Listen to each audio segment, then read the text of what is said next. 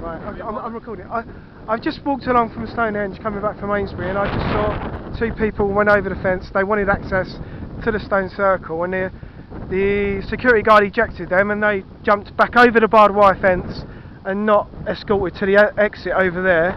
I won't get their face, but this is the gentleman here, and he's going to just tell you exactly what happened, where he's from, and why he's here. We are from Slovakia, and we are here for to see Stonehenge because it's one of the famous world attractions. And we've thought that we should be closer, not for the money, yeah, and we wanna be closer to the Stonehenge. Why we did jump Over the fence, yeah. over the fence, yeah. Could you afford the entrance fee?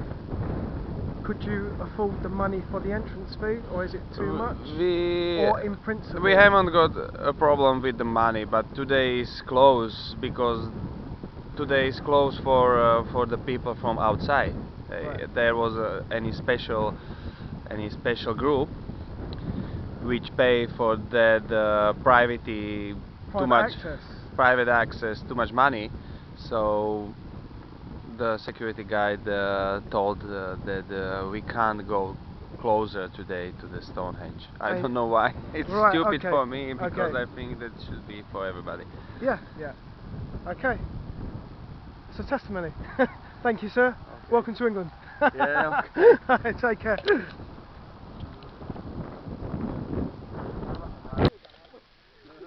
Right, I've just encountered another gentleman on the byway at Stonehenge who's a local from Amesbury, and on one occasion he wanted to invoke his right to go into the stone, so he went in, and he had was ejected by security guards and arrested, and he's just going to tell you a story.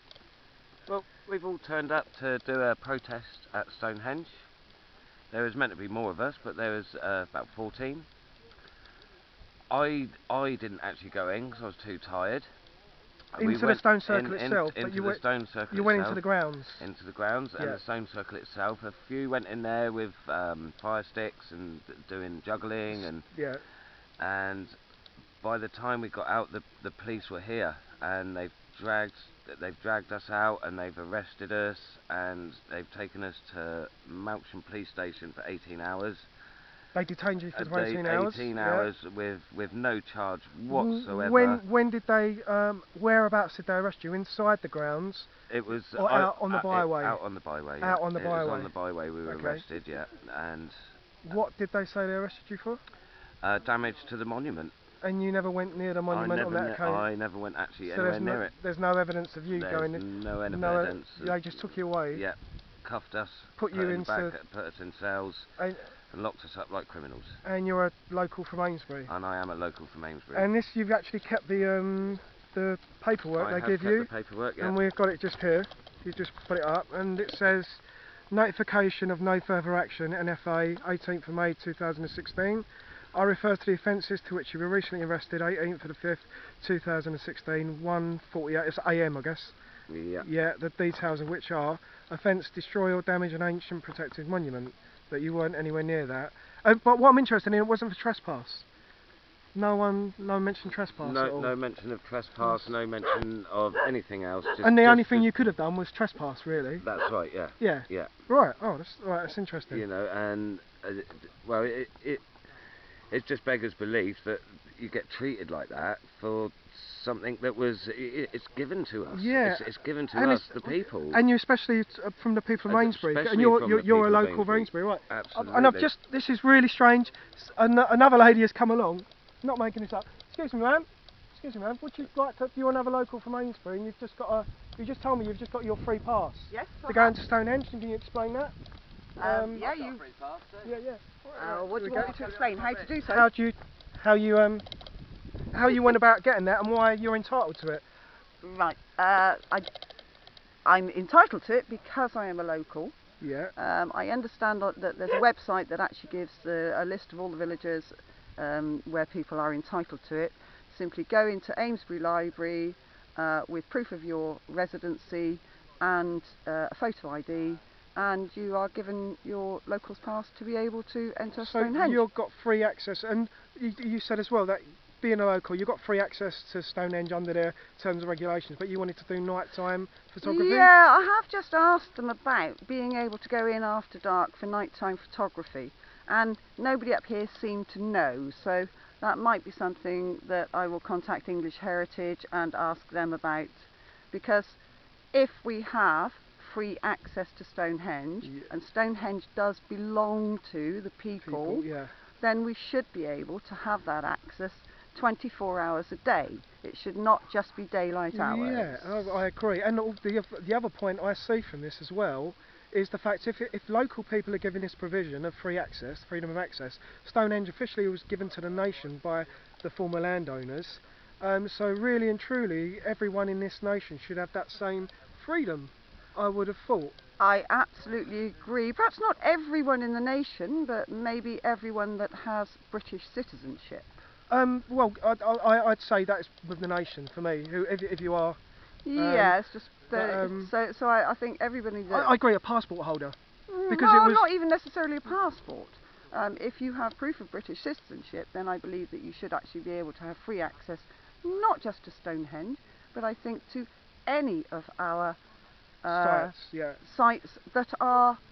Well, shall we say that are owned by the government? Because let's be honest, as the people, we own the government. Yeah, exactly. And therefore they are holding things in trust. Absolutely, absolutely. I understand exactly. I want to give my perspective on it. In terms of law, if what I see is if this site was given to the people, the nation, then that would denote lawfully everyone in this nation who is a passport holder should have free access under the terms of law and principle. Personally, I think everyone should have free access, but that's another issue. What I'm saying here now is the lawful issue that was gifted to the nation.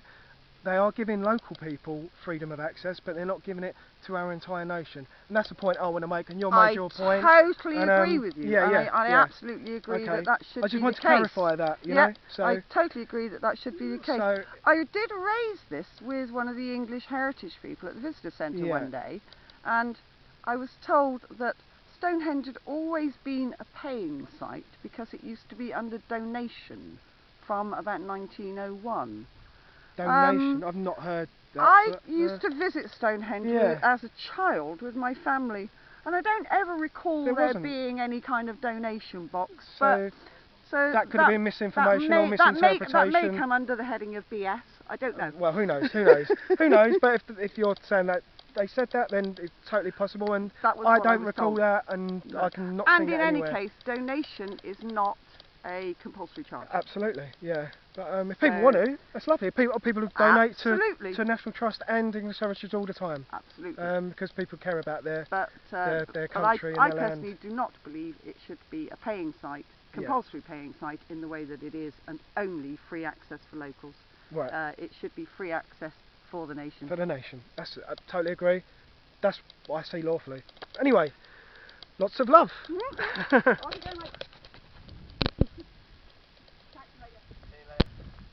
Postscript, one last thing we've got. This is the lady's pass that she's just got from Amesbury Library. Lots of love.